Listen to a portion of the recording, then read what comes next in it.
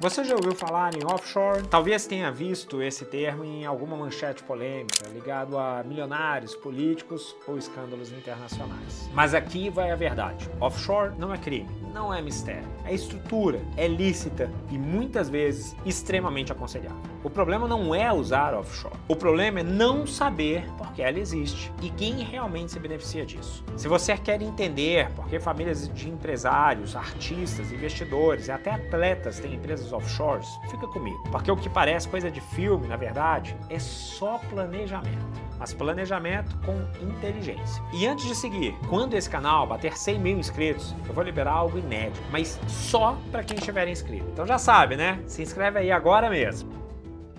Offshore tem um significado de ultramar, além-mar. Então, entenda isso. Offshore é uma empresa registrada fora do país de origem da pessoa que a controla. Só isso, nada além disso. E por que alguém faria isso? Vou montar uma empresa lá do outro lado do mundo, lá depois do Atlântico. Porque alguns países oferecem 3 coisas que são ouro no mundo dos negócios. O primeiro é a estabilidade jurídica. As offshores são constituídas em países onde há estabilidade jurídica. E o que é isso? Estabilidade legislativa e judiciária. Deixa eu explicar isso de outra forma. Sabe nosso judiciário? Acha ele estável nas decisões? Me diz aqui nos comentários. Pois é, não é estável, né? Cada hora uma decisão diferente sobre o mesmo tema. Decisões eminentemente políticas ou econômicas. Algumas sem fundamento jurídico firme. Apenas aparente. Isso é instabilidade. Gera insegurança. Pensa comigo. Você investiria dinheiro num país onde o judiciário muda a todo momento sobre determinado entendimento? No ano, o órgão decisório mais importante entende que você pode fazer uma coisa. No ano subsequente, entende que não. Você não investiria, né? Mas na realidade, você investe. Porque o Brasil é isso. O Brasil é assim. O judiciário brasileiro é incerto, ele é fluido. Em países tradicionais para offshores não há essa instabilidade. As decisões judiciais seguem o mesmo direcionamento há décadas, às vezes séculos. A mesma coisa em relação ao legislativo. De novo, pensa no Brasil. Cada mês 300 leis novas. Leis municipais, estaduais, federais. Resoluções, normas e o escambau a 4. Cada hora uma regra diferente. Fala sério. É muito instável, é muita instabilidade, né? Lembra quando surgiu uma lei que obrigava os carros a utilizar extintor de incêndio? Lembra disso? Poucos meses depois essa lei tinha caído. Muita gente levou prejuízo com aquela história. Num país onde offshores são bem-vindas, a legislação ela não se altera, ela é firme, ela não sofre alterações, traz segurança. Outro ponto extremamente relevante são os impostos. São impostos baixos. De forma geral, nos chamados paraísos fiscais, a tributação é baixa, mas geralmente as normas brasileiras compensam esses tributos baixos. Então é necessário fazer um alinhamento bem feito para não repercutir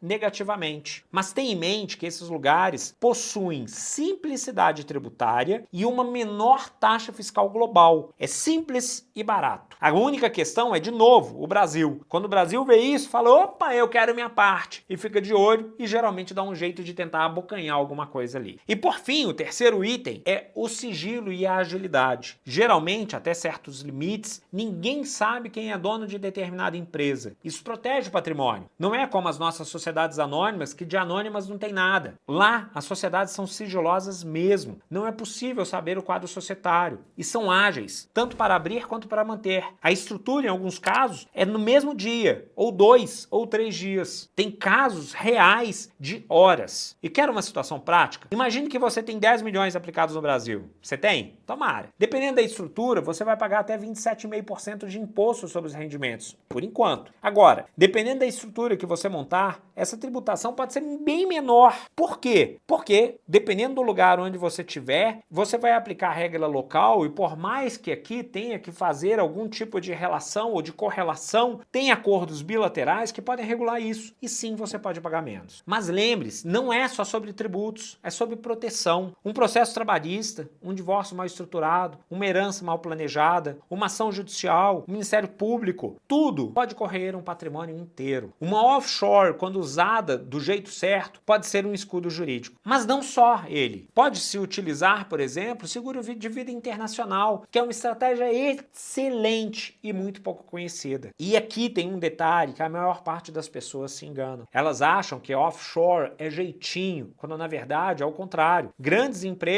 grandes empresas multinacionais, usam estruturas offshores para planejar seus impostos e sua estrutura globalmente. Mas aqui no Brasil, isso também é mais comum do que parece. Artistas, empresários, atletas, influenciadores com ganhos em dólar estão estruturando offshores para receber lá fora e não trazer o dinheiro para cá de qualquer jeito. E vamos ser honestos, com juros instáveis, instabilidade política e jurídica, um sistema tributário complexo, tem muito brasileiro investindo fora, morando fora. A grande diferença está em quem estrutura e em quem improvisa. São coisas diferentes. Ou estruturar ou improvisar. Mas calma, tá? Nem tudo é liberdade. Abrir uma offshore não te isenta de prestar contas. Se você é residente fiscal no Brasil, precisa declarar sua offshore à Receita Federal. Precisa preencher o capital brasileiro no exterior. E dependendo da movimentação, tem sim que pagar imposto. O que te protege não é esconder, é estruturar. Vamos para outro exemplo real. Teve gente exposta no Panama Papers por usar laranjas, esconder patrimônios, simular transações. Aí sim é ilegal. Mas se você abrir uma empresa fora, declara, justifica a origem do capital, estrutura com transparência, ela está dentro da lei. E com mais segurança que muita empresa nacional. Talvez hoje você ache que isso não é para você. Mas quando seu patrimônio crescer, e vai crescer, você vai lembrar dessa conversa. A hora de entender estrutura patrimonial é antes de precisar dela e não depois. Porque offshore não é sobre esconder, é sobre proteger, é sobre organizar, é sobre se preparar. É jogar o jogo de quem pensa no longo prazo. É jogar o jogo de quem pensa em segregação. É jogar o jogo de quem pensa em multiplicidade jurisdicional. É jogar o jogo em quem pensa em legado. E se você quer ter resultado de gente grande, precisa parar de pensar com mentalidade de improviso, com mentalidade do amanhã ou do hoje. Aqui no canal a gente fala de estrutura, a gente fala de proteção, a gente fala de futuro. Sem fórmula mágica, sem enrolação, sem jeitinho. Se esse papo te provocou, se esse papo é pra você, se inscreve no canal, porque o próximo vídeo vai trazer exatamente o que você precisa para transformar o que você tem em riqueza, em algo que dure. Então aproveite e assista essa playlist que está aparecendo aqui do lado, que nela você vai ter acesso a muito conteúdo direcionado para o que você deseja, que é proteger o seu patrimônio, ou crescer o teu patrimônio, ou mais ainda, construir o teu patrimônio, construir a tua riqueza. E obviamente, para não perder nenhum vídeo, já se inscreve no canal. Te vejo no próximo vídeo.